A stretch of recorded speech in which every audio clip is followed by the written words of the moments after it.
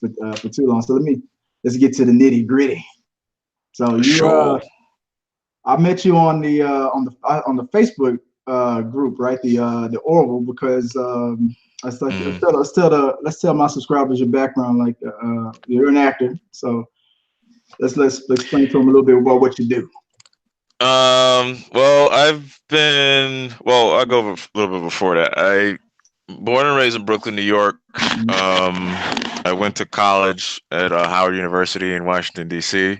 Okay. And I was a physical therapy major, and then I switched my major to athletic training.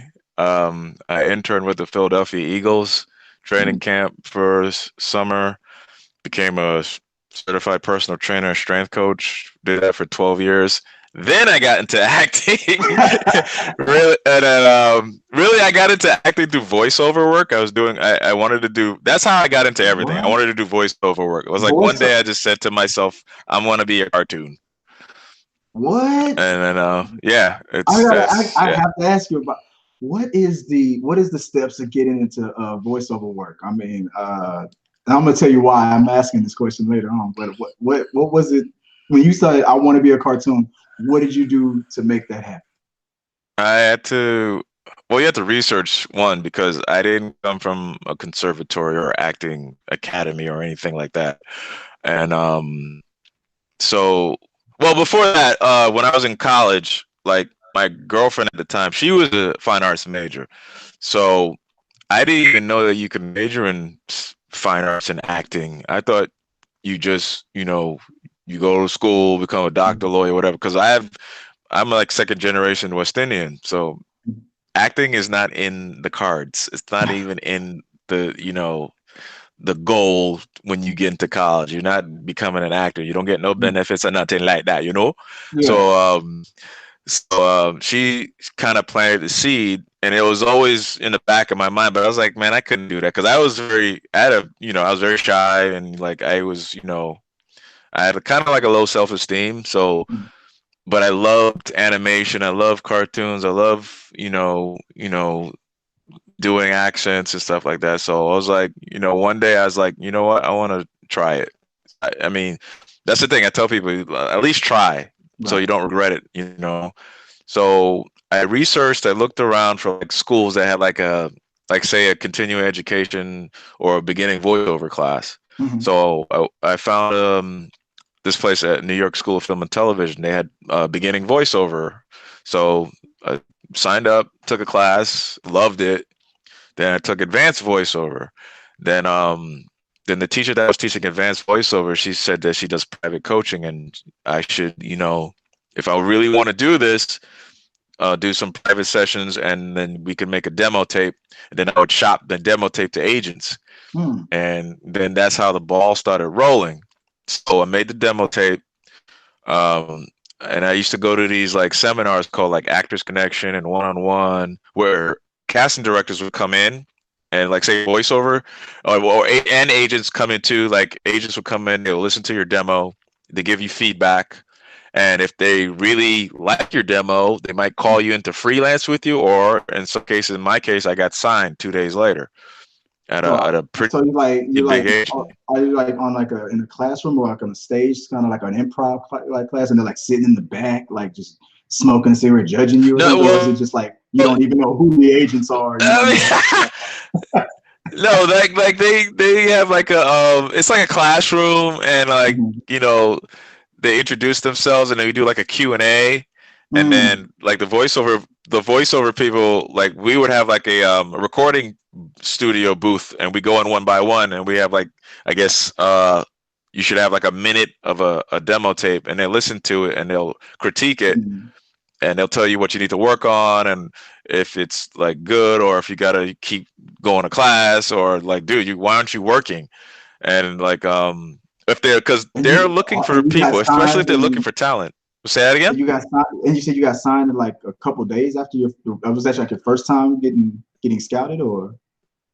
No, I mean I went to a few of those seminars and like I've had people want to freelance with me but they never really sent me out on auditions.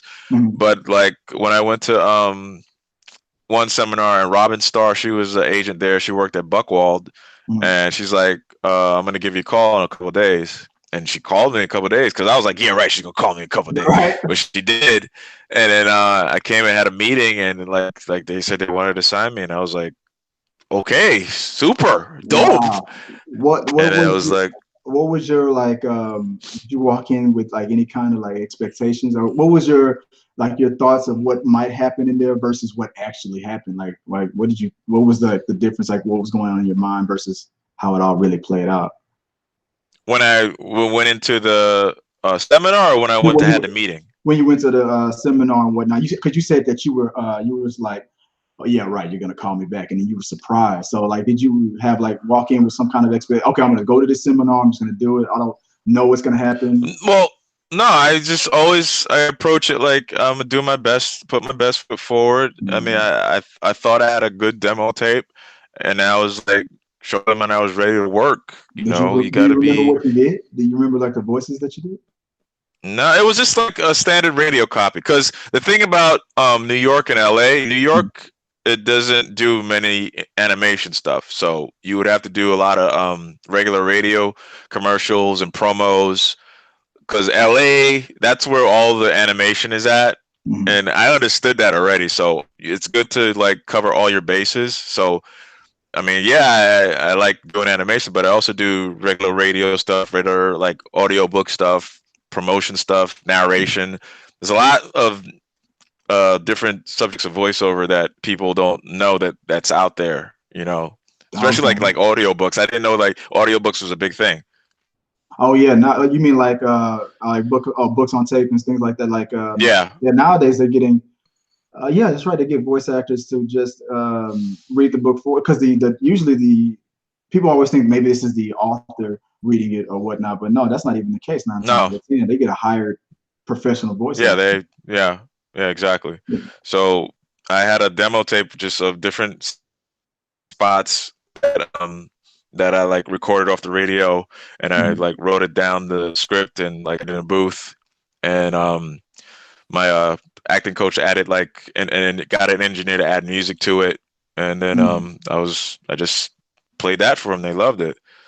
There's like old McDonald's commercials and like old MTV and car commercial stuff, just Like typical they stuff. would, you mean like they will pull up old commercials that you would have to like mimic and try to like do the voices like, but Not in well, more not realistic. really mimic. You don't really try to mimic. You just do your own style of the same copy. Okay. Copy is the script. So you like or my teacher would just have a whole bunch of she had all kinds of old commercials on paper, and I just did them. We don't really like listen to the commercial. We just like because you also got to know how to take direction, because they Right. might tell you to do a different way. They might tell you they wanted a conversational way. They might tell you they wanted a fast way. So you always got to be pretty. You got to adapt to it. Mhm. So I mean that was it. Okay. And then you said then that led into your career in acting like how long did you do voiceover until you started getting actual I did. acting I gigs? was doing voiceover for about um, maybe a year or two, and then because also the thing is like I did voiceover, and then like I was like, should I do on camera acting? I was like, because I was definitely afraid of like public speaking. Mhm. I didn't I got really nervous. So then I took an improv class, which was like I guess the best thing for me because it helped me be more comfortable in my skin, and just Mhm. just let yourself go and not second guess yourself, and just just do whatever comes natural. And then I took an acting class at this place called Black Nexus. That was a bit of a shock because that was like kind of method acting, and so I felt like I was going through therapy. So I was like, let me just ease into the acting thing. This was like it was like very heavy stuff. Like I was bringing out stuff from like my childhood, and I was like, whoa, I gotta So I went to like this place called Weiss Baron, and I found this Mhm. acting coach, and he was teaching scene study stuff like that, and I liked it. Even though he's a little he was a little out there, but like I took to it, and like and after that, then I had to do the process all over again and look for another agent for legit. Like there's commercial and voiceover, and then there's also legit, which is TV, film, and theater. So Okay. I have two agents. I have like my voiceover and commercial agent, and I have my legit agent. So getting a legit agent was a little harder because I didn't come from an acting conservatory. So I did a lot of those seminars, meeting casting directors, agents, and managers, and it was like that was a longer process because it's you have to really have the goods per Mm-hmm. se. And then I met Diana Dusant, and I'm still with her now. And I remember when I did a monologue for her, and then the first question she asked me, she's like, "Why aren't you working?" I was like, and I was like, nobody ever asked me that before. Mm-hmm. And then she signed me, and I still with her to this I day. thought you were gonna say something So like shit, like why aren't you working? I thought you were gonna be like, because you haven't signed me yet. So what's going on? no, Like, like I was like, I let's need a do this. home. I need a home. It's like I don't know. I've been to, and that's what like I've been to. Like I saw different people, and they said that they liked my work, but I didn't hear anything from them. I didn't hear any calls from them or anything like that. Right. And yeah, so she picked me up, and I'm still with her to this day. Dang. You know. And then all of a sudden, then let's move forward. Then right where